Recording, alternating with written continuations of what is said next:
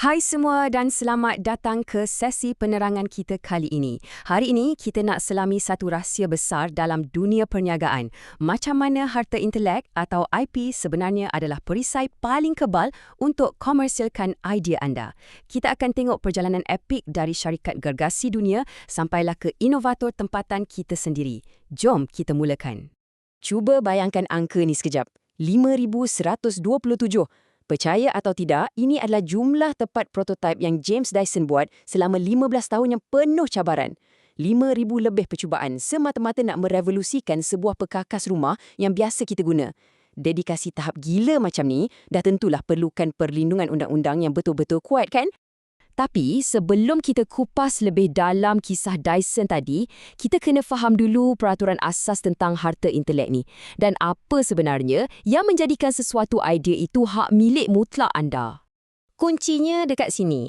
Untuk pastikan apa-apa idea tu boleh dipatenkan, ia wajib penuhi 4 kriteria utama ni.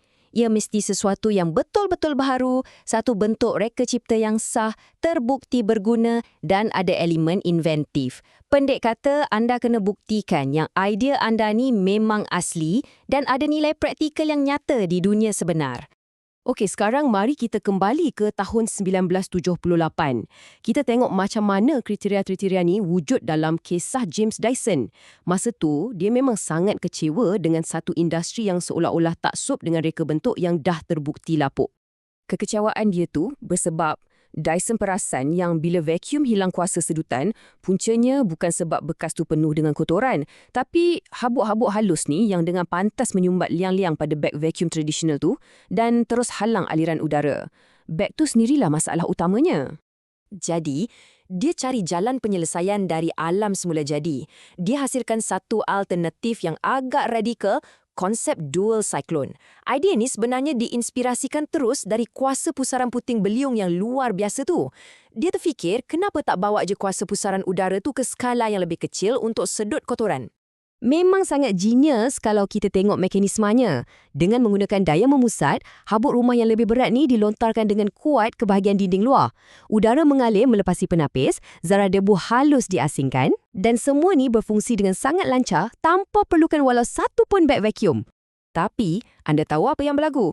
Walaupun rekaan ni sangat hebat, pengeluar-pengeluar gergasi masa tu tolak dia mentah-mentah. Sebabnya, mudah je. Mereka nak lindungi empayar jualan beg gantian vacuum mereka yang bernilai 250 juta pound setahun. Bagi mereka, mesin tanpa beg ni adalah satu ancaman yang sangat besar terhadap lubuk duit tu.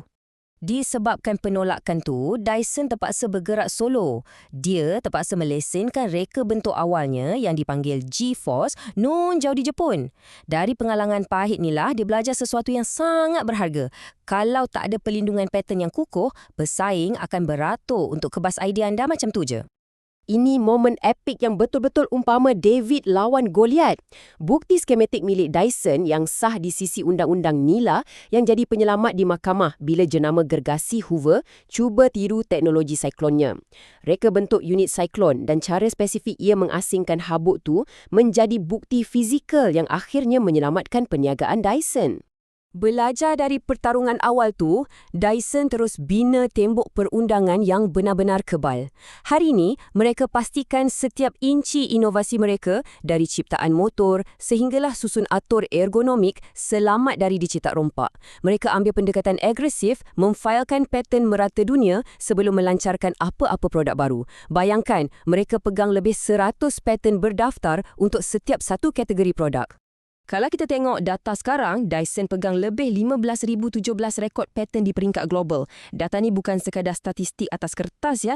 Ia sebenarnya adalah satu perisai hidup yang sentiasa aktif bernafas, melindungi perniagaan bernilai berbilion dolar mereka dari sebarang ancaman hari demi hari. Dari segi strategi perniagaan pula, mereka bijak memfokuskan pemfailan harta intelek tertinggi ini tepat di pasaran-pasaran pengguna paling mega di dunia macam China, UK dan Amerika Syarikat. Falsafah mereka sangat straightforward, pastikan hak anda dilindungi secara maksimum di tempat anda buat untung yang paling maksimum. Okey, sekarang mari kita alih tumpuan. Macam mana prinsip paten berisiko tinggi yang kita bincang ni diaplikasikan oleh inovator moden hari ini. Kita boleh lihat benda ni dipraktikan dengan jayanya oleh pencipta dari peringkat akar umbi, terutamanya mereka yang mempamerkan hasil di pameran iTex 2026.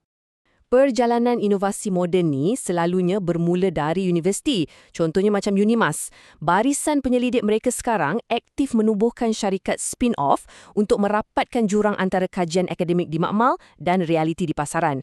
Mereka nak bawa hasil kajian tu kepada masyarakat dengan disokong oleh asas pelindungan harta intelek yang sangat teguh. Ambil inisiatif Andang sebagai contoh yang cukup cemerlang. Mereka pastikan gabungan antara teknologi AI generatif dan terapi seni tradisional Mandala ni dilindungi di bawah hak cipta yang penuh. Projek ni dicipta khas untuk menangani isu kesihatan mental di Sarawak. Inilah contoh terbaik macam mana warisan budaya dan teknologi canggih boleh digabungkan dan dipagar rapi.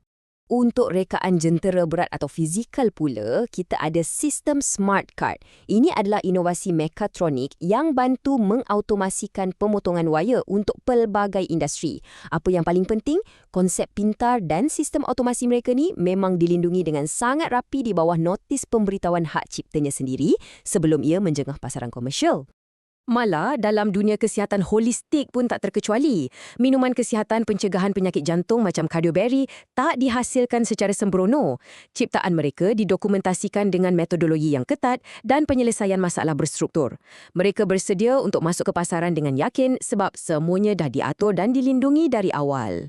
Jadi, sebelum kita tamatkan sesi penerangan kali ini, cuba tanya diri anda sendiri. Tak kiralah sama ada anda sedang mereka cipta vacuum generasi baharu atau merumus minuman kesihatan masa depan, kalau anda ada satu idea revolusioner yang bakal menggegarkan industri, adakah anda dah ambil langkah pertama untuk melindungi idea tersebut secara sah? Fikir-fikirkanlah. Terima kasih kerana sudi meluangkan masa bersama saya hari ini dan teruskan berinovasi.